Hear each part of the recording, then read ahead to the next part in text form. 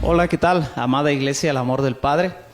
Qué gusto saludarles una vez más, qué gusto estar aquí desde las instalaciones de esta congregación. Y es un placer para mí estar aquí haciendo esta hermosa labor de compartirte la palabra. Pero antes de entrar a lo que es la predicación, quiero recordarte que eres algo muy especial para nosotros como miembro de esta congregación.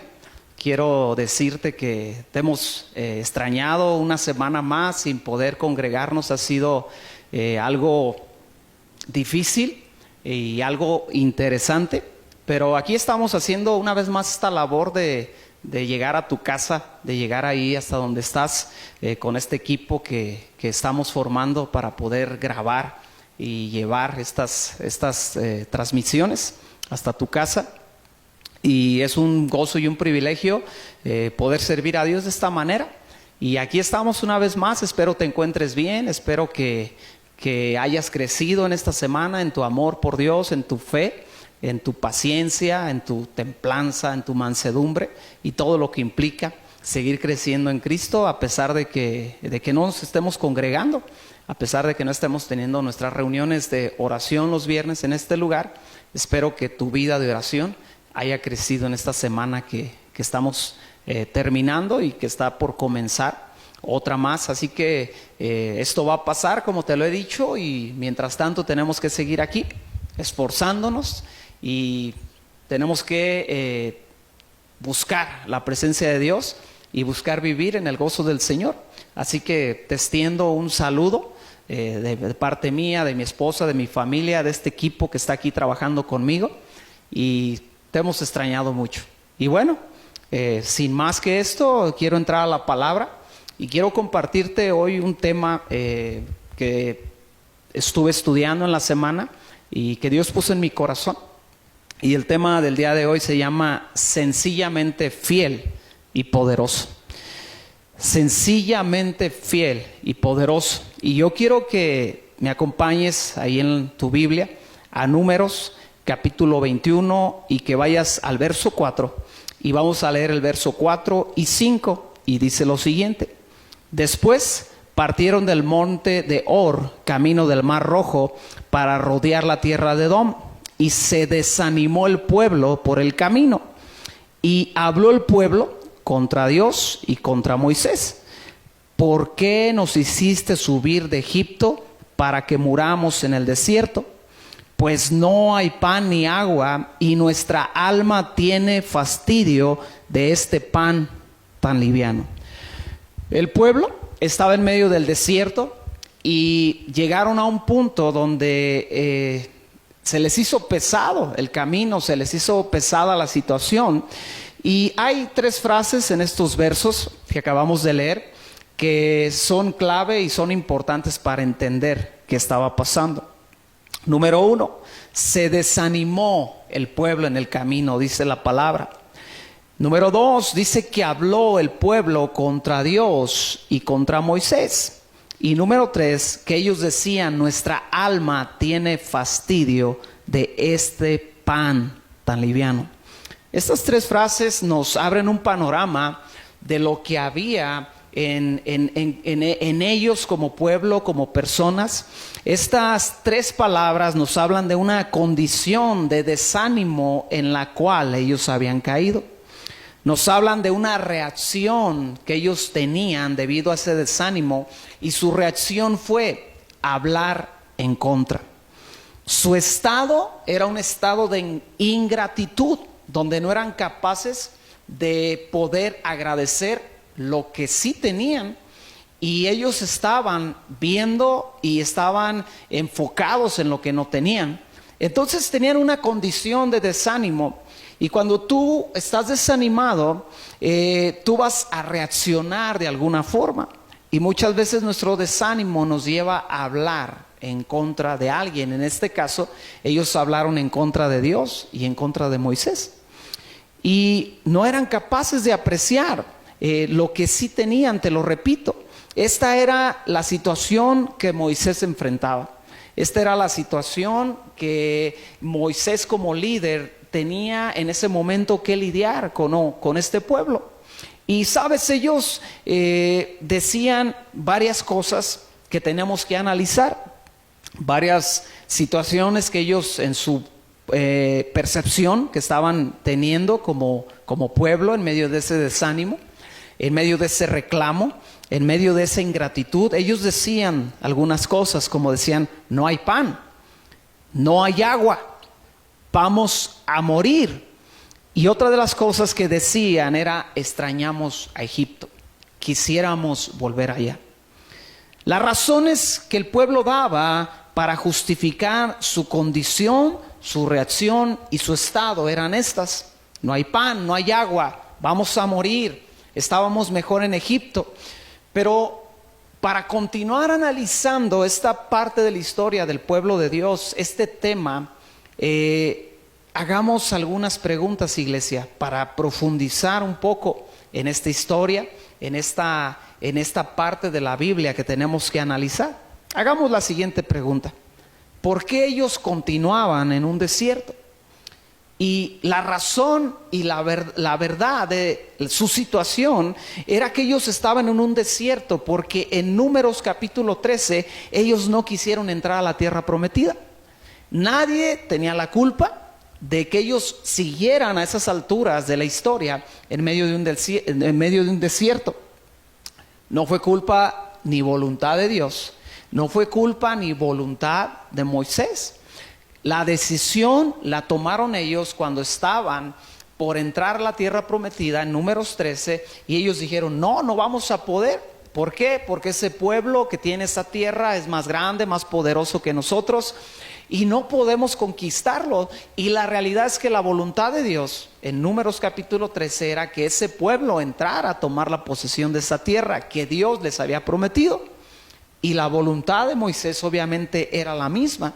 Pero ellos están reclamando el día en que estaban viviendo esta parte de la historia: Moisés, no hay pan, Dios, nos hubieras dejado en Egipto. Y es ridículo cuando tú analizas que ellos fueron los culpables de dicha condición.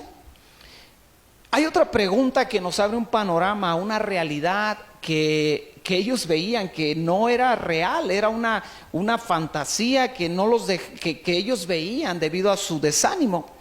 ¿En verdad no había agua? Salmo 78:15 dice: en el desierto partió en dos las rocas y les dio a beber torrentes de aguas. Pero ellos están diciendo que no hay pan, y la Biblia está diciendo que Dios a través de ese camino les dio de beber agua cada vez que ellos lo necesitaban.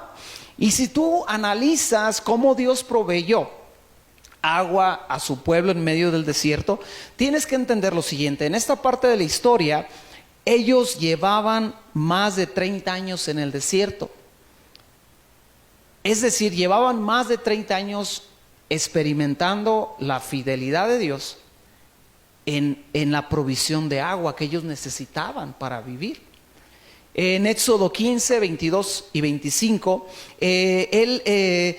Dios endulzó las aguas amargas para proveerles agua. Ellos llegaron a un lugar llamado Mará, pero las aguas estaban amargas. Entonces Dios le muestra un árbol a Moisés, y Moisés echa el árbol en el agua y las aguas se endulzan, pero al parecer esto se les había olvidado al pueblo de Dios. En Éxodo 15, 27, Él los guía a fuentes de aguas, a un lugar llamado Elim. En Éxodo 17, verso 1 al 7, es cuando Moisés golpea la peña y brota agua ahí en Horeb. Entonces, la pregunta es: a través de esos 30 años, a través de este tiempo en el desierto, ¿había agua o no había agua? La realidad, iglesia, es que siempre tuvieron agua. Si no hubieran tenido agua para beber, hubieran muerto. No se ocupaban 30 años para morir, se ocupaba unos cuantos días para que el pueblo pereciera sin agua en el desierto. Pero ellos no veían esa realidad de la provisión de Dios en cuanto a la comida y en cuanto a el agua que ellos necesitaban. Ellos no lo estaban viendo. ¿Por qué? Escucha bien, porque estaban desanimados, porque estaban hablando en contra simplemente de Dios, en contra de Moisés. Habían caído en un estado de ingratitud. Pero hay otra pregunta que tenemos que hacernos. ¿Realmente no había pan? Ya vimos que sí había agua. Ya vimos que ellos eran los culpables de estar en un desierto después de tantos años. ¿Realmente no había pan en aquel desierto? El Salmo 78, verso 24-25 dice: hizo que lloviera maná para que comieran, pan del cielo les dio a comer. Todos ellos comieron pan de ángeles, Dios les envió comida hasta saciarlos. Entonces, ¿por qué el pueblo está diciendo que no había pan? Están reclamando a Moisés: Moisés, no hay pan, no hay agua. Estamos aquí en medio de una situación que nos va a hacer morir. Y cuando ves la realidad que ellos no estaban viendo, la realidad es que había pan y había agua. Y todo su argumento era una falacia, era un autoengaño bajo una cubierta de desánimo. Cuando tú te desanimas, tú dejas de ver las cosas realmente como son. Cuando tú te desanimas de tu matrimonio, tú empiezas a ver tu matrimonio como si fuera el peor matrimonio que existe o que ha existido. Cuando tú te desanimas de tu trabajo, tú empiezas a ver tu trabajo como el peor trabajo que alguien puede tener. Pero la realidad no es esa. Puedes tener el mejor trabajo, pero en medio de ese desánimo, tú comienzas a pensar que estás viviendo lo peor de lo peor. Y ese es mi punto en este tema, iglesia. Parte de lo que quiero tratar. Si caemos en desánimo en medio de esta situación, empezaremos a ver las cosas, empezaremos a ver la situación como realmente no es. Entonces, iglesia, te quiero animar a que no te desanimes en este día. Te quiero exhortar a que continuemos buscando a Dios. Quiero que sigamos analizando todo este tema y quiero enfocarme en el pan. Quiero que de estas 3 preguntas que hemos hecho acerca de por qué estaban en un desierto, si realmente no había agua, si realmente no había pan, quiero tomar este elemento, quiero tomar esta parte que ellos reclamaban, que el pan era ligero, que no había, que iban a morir de hambre. Y sabes, en los versos que acabamos de leer, en Números 21, ellos dijeron, hablando del pan: tenemos fastidio de este pan tan liviano. Y cuando tú estudias la palabra liviano en el original, la palabra se traduce como algo insustancial. Es la palabra kelokel y quiere decir algo insustancial. ¿Qué es algo insustancial? Quiere decir que tiene poco o ningún sabor, que tiene poca importancia o interés. ¿Qué estaban diciendo ellos acerca del pan? Ellos estaban diciendo: este pan carece de sabor, no tiene ningún sabor, este pan es insípido, este pan para nosotros no es importante, este pan para nosotros carece de interés, no nos sabe, no nos importa, no nos gusta. Era lo que en medio de su reclamo ellos estaban diciendo acerca del pan. Pero escuchen, analicemos un poco, iglesia, qué representa el maná. ¿Qué quería decir el maná? Primeramente en lo natural, sin espiritualizarlo, sin entrar en un contexto donde vamos a analizar el maná de una forma espiritual. En lo natural, simplemente en lo natural, el maná significaba la provisión de Dios. Literalmente cada día ellos tenían que comer. el maná representaba la fidelidad de Dios. El maná representaba el cuidado de Dios, quería decir alimento, quería decir no vas a tener hambre, quería decir estarás nutrido para caminar, estarás fuerte contra la enfermedad. El maná significa lo básico de la vida. El maná significa una mesa con alimento, significa voy a vivir, significa comeré cada día. Pero ellos no lo veían. Para ellos decían, no me importa, no me interesa, carece de sabor, carece de interés, para mí es algo insustancial. Y sabes, muchas veces cuando nos desanimamos, vemos la comida que tenemos en casa de una forma cotidiana, de la misma forma. No vemos la mano de Dios y no vemos el poder de Dios en nuestra mesa. Y cuando caemos en desánimo, en amargura, en temor aún, muchas veces dejamos de ver cuánto ha sido fiel Dios en nuestra vida. Y muchas veces queremos ver los milagros de Dios, el poder de Dios, cuando cada día su amor, su poder y su fidelidad se ha reflejado en nuestra mesa. Escucha bien, yo hice una cuenta y en una ocasión aquí en una predicación la compartí, pero te voy a hacer una cuenta que me llevó a entender la fidelidad de Dios de una forma muy práctica y sencilla. Yo tengo 22 años de casado con mi esposa. Hace 22 años que nos casamos y desde hace 22 años no nos ha faltado una sola comida en nuestra casa, en nuestra mesa. Cuando no hemos comido es porque o ayunamos o porque estuvimos trabajando tanto tiempo o tan atareados que no alcanzamos a comer, pero nunca hemos dejado de comer porque no había que comer. Y llevo 22 años de casado y si tú multiplicas 365 días que tiene el año por 22 te da una cifra de 8,030. Pero como no solamente yo he comido, sino mi esposa también ha comido, entonces nos da 16,060 comidas en 22 años y ni una de ellas ha faltado. Pero como a lo largo de estos 22 años hemos procreado 3 hijos que comen, que da gusto, entonces yo tengo que multiplicar esta cifra por 5 porque a ellos tampoco les ha faltado una sola comida. Y puedes decir, pero no los tuviste luego lo que te casaste. No, pero esos se han puesto al corriente en cómo comen y cuánto comen. Y entonces nos da una cifra multiplicada por 40,150. Entonces, la cifra final que me arroja es 120,450 comidas en 22 años y no ha faltado ni una sola de ellas. Estas son las comidas que mi familia y yo hemos requerido y que hemos tenido cada día en nuestra mesa. Pero sabes, no vemos la fidelidad de Dios muchas veces en nuestra mesa.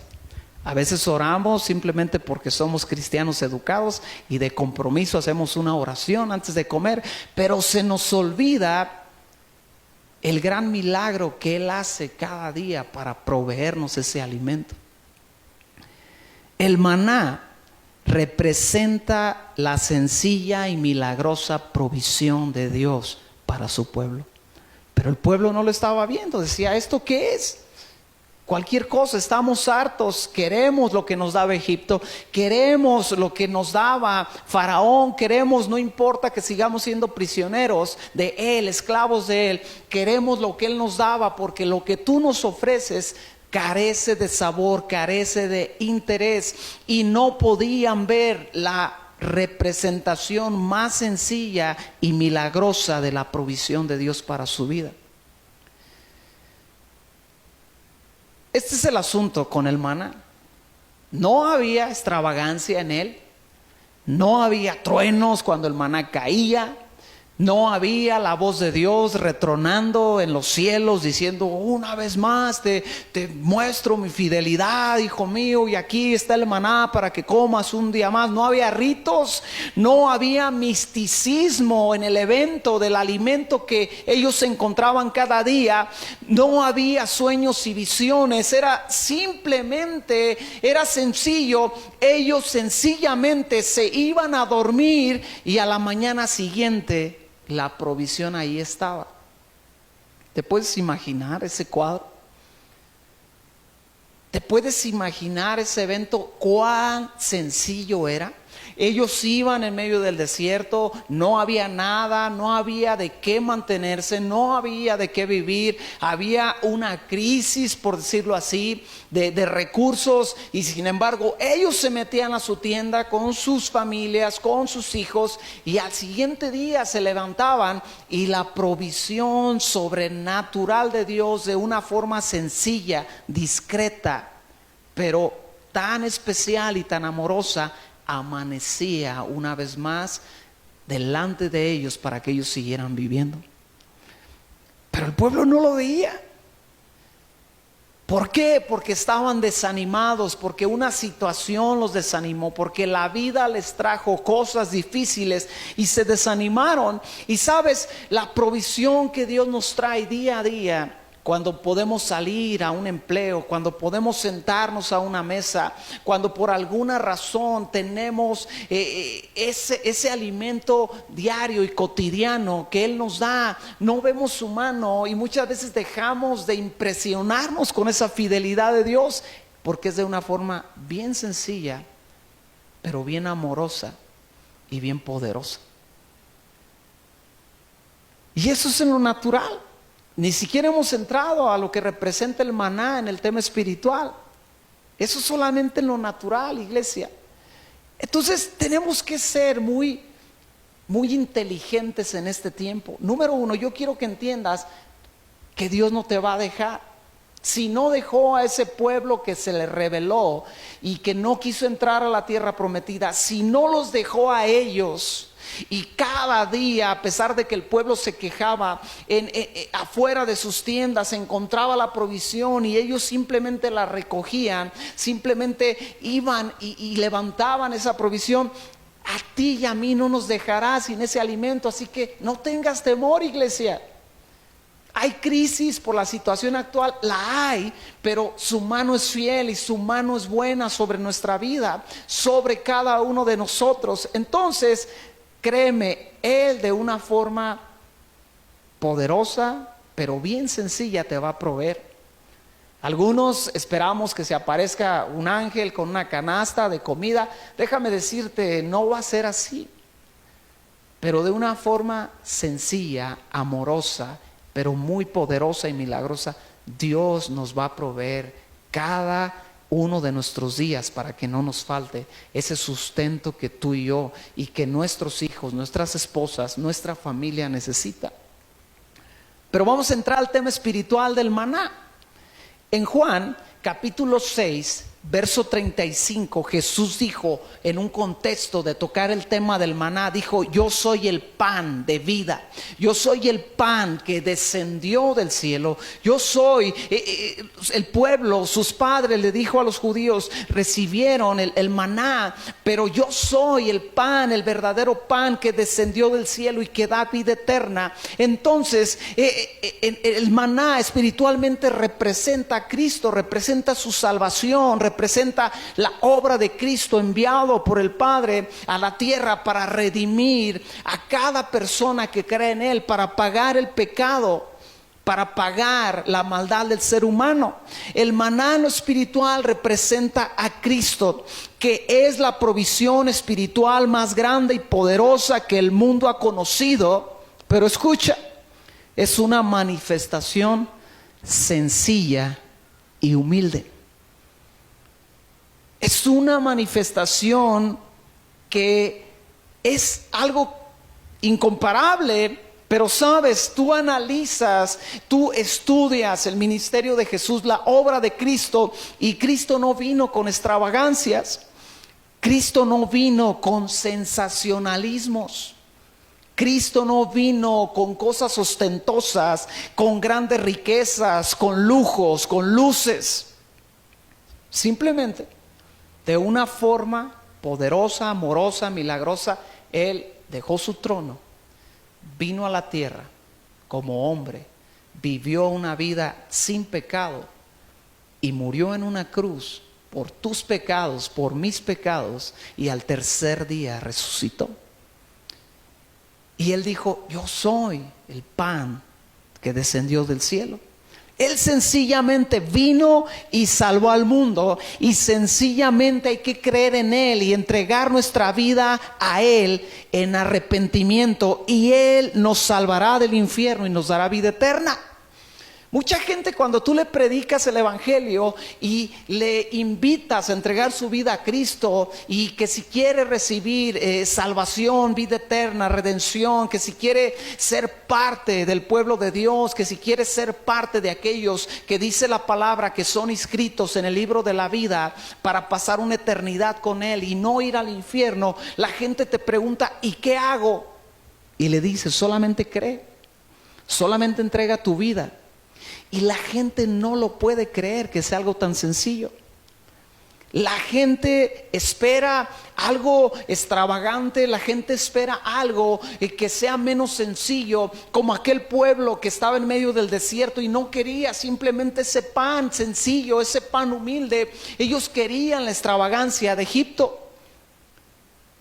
Pero por ser así de sencillo, muchos lo tienen por liviano, por insustancial, por insípido, y no le dan la importancia enorme que esta obra de Cristo y Cristo mismo tienen.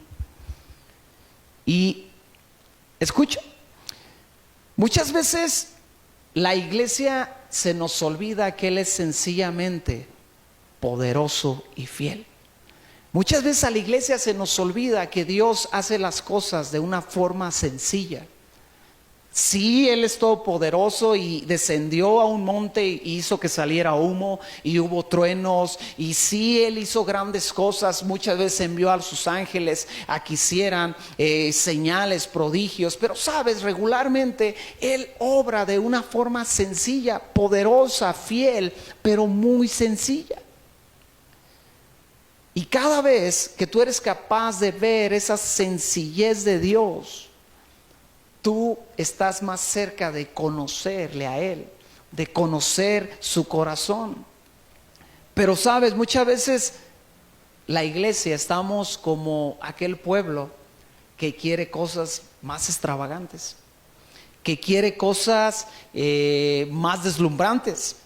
Queremos que vestir a Dios de cosas místicas, pues para que Dios sea atractivo al mundo, para que Dios se parezca, utilizando el contexto del pueblo de Israel, a Egipto, y así se le antoje a la gente el pan de vida, porque como el pan es muy sencillo y muy insípido y carece de extravagancias, pues la gente no lo quiere. Es interesante que cuando alguien predica el evangelio de una forma sencilla, de una forma simplemente verdadera, directa, sin misticismos, mucha gente no quiere ir a escuchar, mucha gente no quiere aceptar, mucha gente no quiere creer. Pero cuando aparece alguien que echa misticismo a ese evento, que echa cosas, adornos, milagros, se hace llamar de alguna forma, o se comporta o invoca ciertas cosas para que se vea extravagante. Algunos están hablando de elementos que la Biblia ni habla de esa forma. Algunos están diciendo: ven por el agua, ven por la tierra, ven por el manto, ven por cada cosa, y la gente acude a montones porque no quieren simplemente la sencillez de la obra de Cristo, la sencillez del Dios Todopoderoso, donde cotidianamente tú, de una forma sencilla, puedes ver su fidelidad. Y necesitamos, iglesia, volvernos a la sencillez. Él es sencillamente fiel y poderoso. Isaías, capítulo 26, verso 20, es un verso que se ha estado compartiendo mucho en estos días por la situación actual, que se nos ha pedido no salir de casa, que se nos ha pedido mantenernos resguardados, y está bien y tenemos que obedecer. Y si tú no tienes por qué salir, no salgas. Si no tienes algo realmente importante, como ir al trabajo, como ir a hacer cosas realmente importantes, ir a traer provisión a tu casa, no salgas, mantente en casa. Está bien, hay que obedecer. No te mantengas con temor. Mantente animado. Si no vas a salir, no importa que no salgas, mantente animado. Pero escucha, hemos tomado este verso y se ha estado enviando mucho por las redes sociales, y dice así Isaías 26, el verso 20, dice: anda, pueblo mío, entra en tus aposentos, cierra tras ti las puertas, escóndete un poquito por un momento, en tanto que pasa la indignación, porque he aquí que Jehová sale de su lugar para castigar al morador de la tierra por su maldad contra él. Y la tierra descubrirá la sangre derramada sobre ella y no encubrirá más a sus muertos. Y estamos diciendo, iglesia, oh, la Biblia dice que nos tenemos que encerrar. Es verdad, entonces vamos a encerrarnos. Y estamos como justificando nuestro encierro como cristianos en este verso. Y sí, o sea, está bien, como te digo, si te quedas en casa no estás mal. Pero nos estamos perdiendo el enfoque principal de estos versos. No se trataba solamente de que el pueblo se encerrara. Tienes que entender realmente en este contexto del que está hablando Isaías. De hecho, todo el libro de Isaías se trata de eso. Dios trayendo un juicio a su pueblo, a las naciones, pero también trayendo redención a su pueblo, perdón, y guardando siempre un remanente para él. Y no es la excepción en este verso, en estos versos. Obviamente él está hablando a su pueblo, de que los va de lo que va a hacer en ellos, pero también está hablando de un juicio. Y yo no estoy diciendo por esto que lo que está pasando con esta situación sea un juicio, ni estoy tratando a asegurar eso, a profetizar eso. No, estoy tratando de que entendamos el tiempo que estamos viviendo como congregación, como iglesia. Enciérrate en tu casa, le dijo, no salgas. Y nosotros decimos, ok, pues con razón nos están diciendo que nos encerremos. Pero sabes, tenemos que profundizar. No se trata solamente de encerrarse, iglesia. La palabra cerrar en estos versos es la palabra sagar, y su principal significado es callarse, guardar silencio. Dios les estaba diciendo: enciérrate porque voy a hacer algo, porque voy a arreglar cuentas con el mundo. Así que, pueblo, guárdate. Pero la palabra cerrar quiere decir callarse, quiere decir rendirse, quiere decir aprisionar, asegurar, cubrir, entregar, envolver. Esta palabra se traduce como algo fino, puro, como algo purísimo. Entonces, Dios no les estaba diciendo que en ese tiempo solamente se encerraran y pues que buscaran algo que hacer, que se entretuvieran, que se soportaran, que hicieran arreglos en su casa. Dios les estaba diciendo: guarda silencio. Es tiempo de guardar silencio. Es tiempo de rendirse una vez más a mí. Es tiempo de volverse a la pureza, a la santidad. Me llama algo mucho la atención, amada iglesia. Qué interesante que a la iglesia el día de hoy no les sirven para nada aquellas cosas en las que más invierte. Qué interesante que las cosas en las que más invertimos el día de hoy no nos están siendo funcionales a la iglesia, porque tenemos que estar en casa. ¿De qué nos sirve, iglesia, tener un lindo auditorio el día de hoy? ¿De qué nos sirve tener un buen sonido, tener amplificadores, tener buenas instalaciones? ¿De qué nos sirve la logística para una reunión? ¿De qué nos sirve tener buenos instrumentos, buena organización? ¿De qué nos sirve el activismo en la iglesia en estos días? ¿De qué nos sirven las pantallas, las luces, las proyecciones? ¿De qué nos sirven las cosas ostentosas en las cuales muchas veces nos hemos dedicado a crecer y escucha, y de repente no las podemos usar? Y entonces se ve realmente, sale a flote de qué está hecha la iglesia. Porque déjame recordarte, la iglesia no es esto. La iglesia no es este edificio, no es lo que tú ves aquí, son cosas, son herramientas que gracias a Dios la iglesia tiene para poder adorar a Dios. Pero la iglesia eres tú.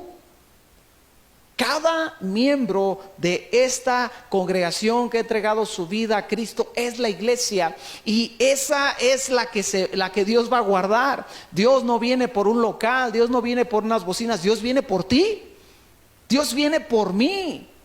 Y gracias a Dios, lo repito, no está mal que la iglesia haya crecido en cuanto a sus herramientas, en cuanto a su tecnología, pero muchas veces lo hemos puesto como si eso fuera la iglesia.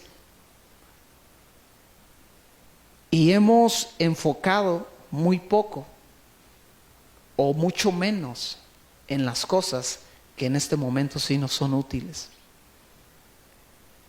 ¿Qué tal la fe? ¿Qué tal el amor? ¿Qué tal la paciencia? ¿Qué tal mi pasión por Dios?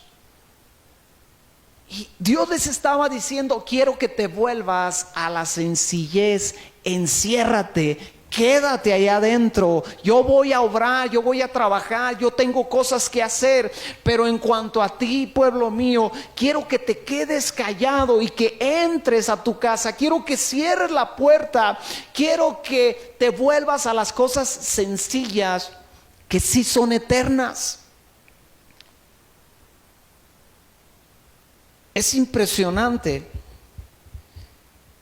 saber que muchos el día de hoy no saben cómo vivir su cristianismo, porque su cristianismo estaba basado en un servicio, en un activismo, en un costumbrismo, en hacer algo. En eso medían el nivel de su entrega a Dios. Y sí es parte, te repito, no es malo servir a Dios, no es malo hacer una actividad para Dios, pero el asunto es cuando no puedes hacer eso, cuando te es quitado eso, como el día de hoy, amada iglesia, ¿qué es lo que queda?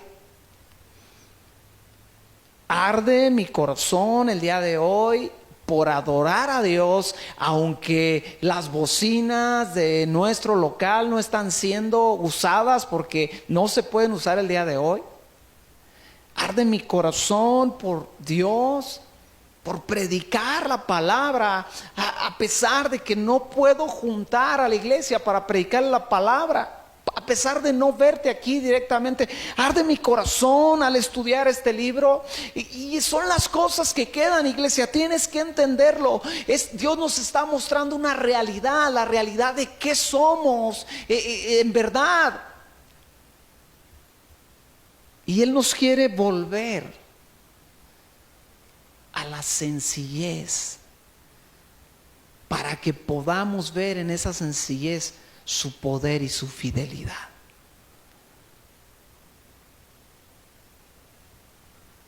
Es interesante. Dios le dice a su pueblo: cierra la puerta, escóndete. La palabra esconderse es guardar secreto. Piénsalo. Dios le estaba diciendo: pueblo, quiero que te calles, quiero que te escondas, quiero que estés en lo secreto.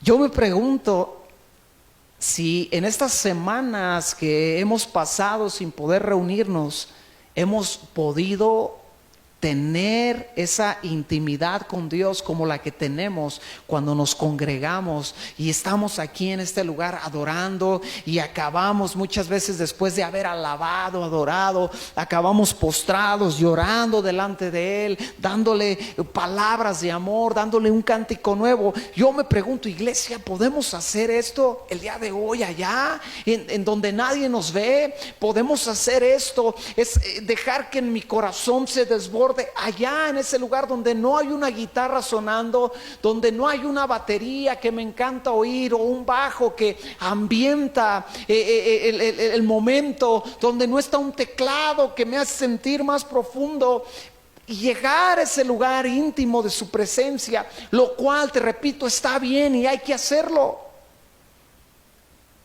Pero de repente Dios dijo: quiero que guarden silencio y quiero que vayan a lo secreto. Quiero que vayas a ese lugar donde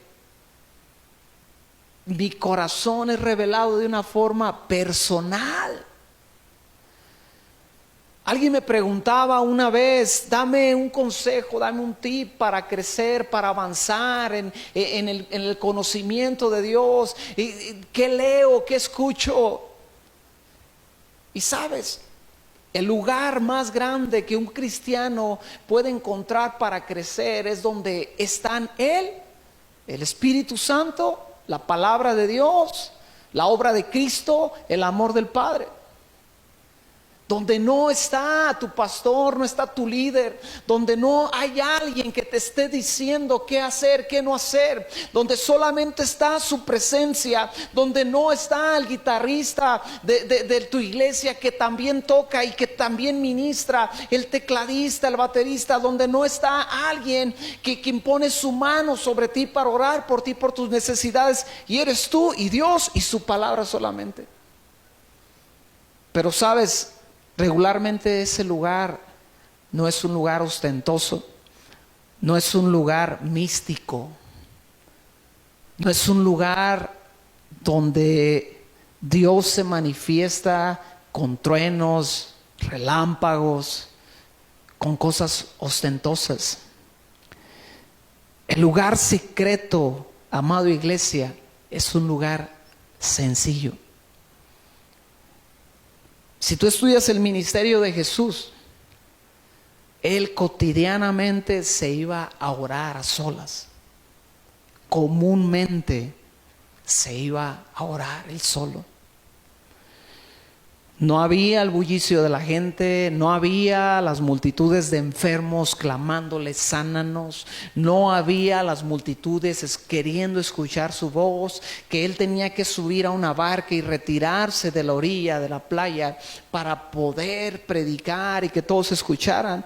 Y eso es parte de servir a Dios y de tener un ministerio, es parte, pero escucha bien, eso es el fruto de lo que sucede en el lugar secreto. ¿Te recuerda esto, el lugar secreto?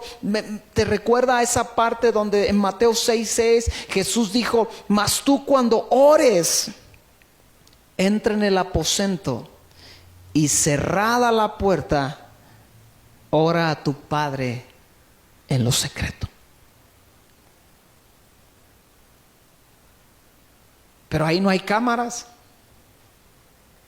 ahí no hay luces, ahí no hay equipo de alabanza, ahí no hay lo que muchas veces para el cristiano es su relación con Dios. Ahí solamente hay una cosa, y es Dios esperando que tú vayas a ese lugar a estar con Él.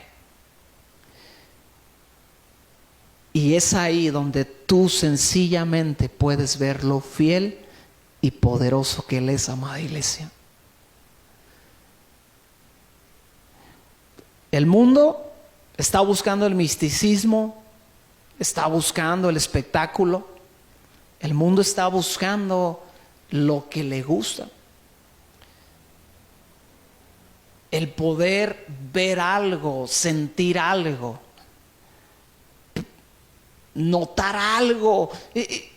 La gente muchas veces dice, Dios está conmigo porque pasó tal cosa, porque se me puso la piel chinita, porque algo, un ruido, un trueno en el cielo. Y sabes, Dios está contigo aunque tu piel no se erice, aunque no haya cosas radicalmente extravagantes sucediendo a tu alrededor o en ti o en lo que tú haces para Dios. Dios está contigo. Y es un tiempo, iglesia, donde Él nos quiere llevar a la sencillez. Vamos a regresar a este lugar y tener nuestras bocinas sonando, el equipo de alabanza ayudándonos a alabar a Dios. Lo vamos a hacer, pero escucha, lo peor que te puede pasar es que tú regreses tal como te fuiste de aquí. Lo peor que me puede pasar es que yo regrese simplemente siendo un activista dentro de la iglesia que hace y hace y hace y hace, pero se olvidó del lugar secreto, se olvidó del lugar donde no había ruido más que el ruido de Dios en el corazón del hombre. Y eso es peligroso, iglesia, porque nos está costando mucho trabajo, mucho sacrificio no estar aquí, y debemos aprovecharlo al máximo.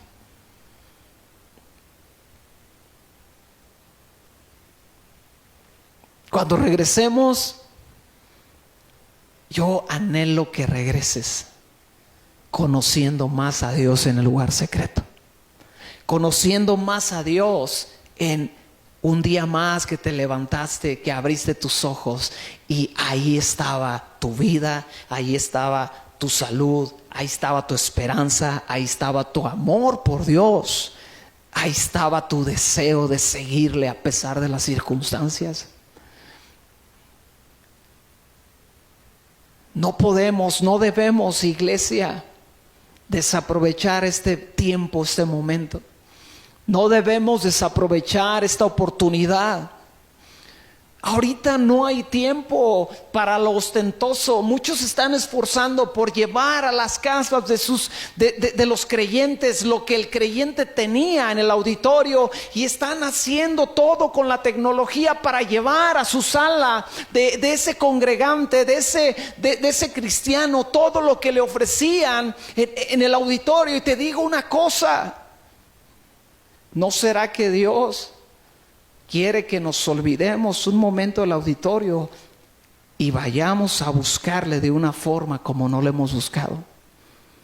¿No será que Dios quiere que, ya que sabemos levantar las manos en una reunión donde hay mucha gente, no será que Dios nos quiere llevar a un lugar secreto donde aprendamos ahora a levantar las manos, donde solamente estamos Él y yo, tú y Él? ¿No será que Dios quiere que soltemos nuestros instrumentos para doblar nuestras rodillas, para aprender a buscarle de una forma sencilla, donde no hay notas, donde no hay consolas, donde no hay tanto bullicio?